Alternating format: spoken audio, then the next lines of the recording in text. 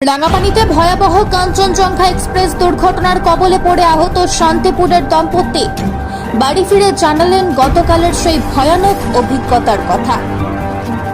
গতকাল সাত সকালে দুর্ঘটনার কবলে শিয়ালদহগামী কাঞ্চনজঙ্ঘা এক্সপ্রেস। ঘটনায় মৃত এবং আহতের সংখ্যা একাধিক। যদিও ওই ট্রেনে বাড়ি ফিরছিলেন নদিয়ার শান্তিপুর থানার মোড়ের বাসিন্দা তপন বিশ্বাস এবং কমলা বিশ্বাস। এনারা স্বামী স্ত্রী। তারা গিয়েছিলেন ত্রিপুরায় তাদের মেয়ের বাড়ি। সেখান থেকে আসার সময় এই দুর্ঘটনার কবলে পড়েন তারা। তবে সেখান থেকে আসার পর এখনো পর্যন্ত আতঙ্কের রেশ নিয়ে রীতিমতো ভয়েই দিন কাটাচ্ছেন তপনবাবু এবং তার স্ত্রী। তবে গতকালের সেই ভয়ানক অভিজ্ঞতার কথা বলতে গিয়ে এখনো শিউরে উঠছেন তপনবাবু। তিনি জানাচ্ছেন, কাল হঠাৎ সকালবেলায় ট্রেনে বাথরুমে গিয়েছিলেন। তখনই হঠাৎ পেছন দিকে সজোরে ধাক্কা লাগার ফলে ঝাঁকুনি অনুভব হয়। ট্রেনের বগিতে তিনি ছিলেন এসি কম্পার্টমেন্টের B1 কোচের 31 এবং 32 নম্বর সিটে। তবে এই ঘটনার ঘটার পরই রেলে উপস্থিত সাফাই কর্মীদেরকে তিনি জানান বাইরে কি হয়েছে দেখতে। সাফাই কর্মীরা বাইরে তাকিয়ে চক্ষু চড়ক গাছ হয়ে বলেন, ট্রেন থেকে চলে যান, ভয়াবহ দুর্ঘটনায় রেলের সমস্ত বগি উল্টে গেছে।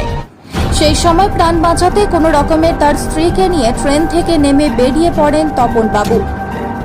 এরপর রেলের তরফ থেকে দেওয়া অ্যাম্বুলেন্সে করে পৌঁছান নিউ জলপাইগুড়ি স্টেশন।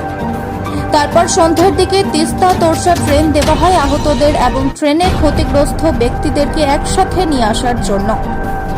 আর সেই ট্রেনে সেই অন্ধকার সময়ের স্মৃতি মাথায় নিয়ে বাড়ি ফেরেন তপনবাবু এবং তার স্ত্রী। তবে রেল কর্তৃপক্ষ আহত ব্যক্তিদেরকে যে ট্রেন দিয়েছিল সেখানে কোনো রকম খাবারের ব্যবস্থা করেনি, এমনকি প্রাথমিক চিকিৎসারও কোনো রকম ব্যবস্থা করেনি বলে গুরুতর অভিযোগ তুলেছেন ঘটনায় আহত তপনবাবু। অপরদিকে তার স্ত্রী কমলা দেবী জানান, তিনি বসেছিলেন আর তারপরেই ভয়ানক শব্দে রীতিমতো কেঁপে ওঠে কম্পার্টমেন্ট। তারপরেই হঠাৎ করে চোখের নিমেষে কি যে হয়ে গেল কিছুই বুঝতে পারলেন না। তারপর তার স্বামী চিৎকার করে ডাকতে তিনি কোনো রকমে প্রাণ বাঁচাতে ট্রেন থেকে বেরিয়ে আসেন। তবে এখনো কাল সকালের সেই অন্ধকার সময়ের কথা মাথায় আসলে রীতিমতো শিউরে উঠছেন তিনি। তবে বর্তমানে তারা দুজনাই কম বেশি আহত হয়েছেন এবং পরবর্তীতে শান্তিপুর হাসপাতালে চিকিৎসার জন্য যাবেন বলেও সংবাদ মাধ্যমের মুখোমুখি হয়ে জানিয়েছেন। তবে রেলের তরফের যে অব্যবস্থা তার দিকেও প্রশ্ন ছুড়ে দিয়েছে তপনবাবু এবং তার এই দম্পতির বাড়ি ফিরে আসার পর শান্তিপুর থানার তরফে তাদের সঙ্গে যোগাযোগ করা হয়েছে এবং তাদের চিকিৎসার জন্য যথাযথ সাহায্য করবে বলে পুলিশ সূত্রে খবর পাওয়া গেছে। আমরা যখন বিশাল জোরে একটা ধাক্কাতে আমরা ট্রেনটার মধ্যে এরকম দুলছে, সবাই চাল খাচ্ছে, মানে এরকম হচ্ছে ট্রেন।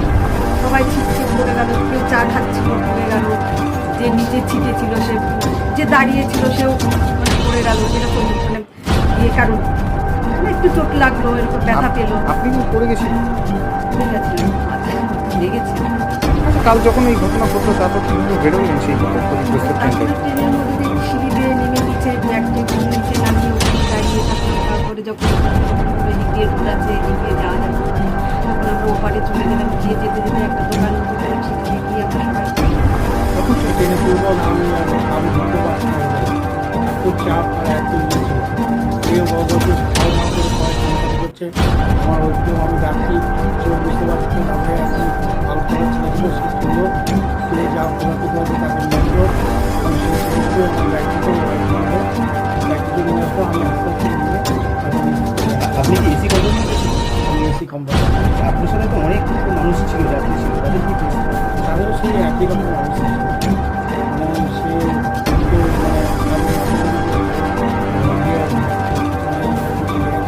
আপনি তো আঘাতপ্রাপ্ত হয়েছে।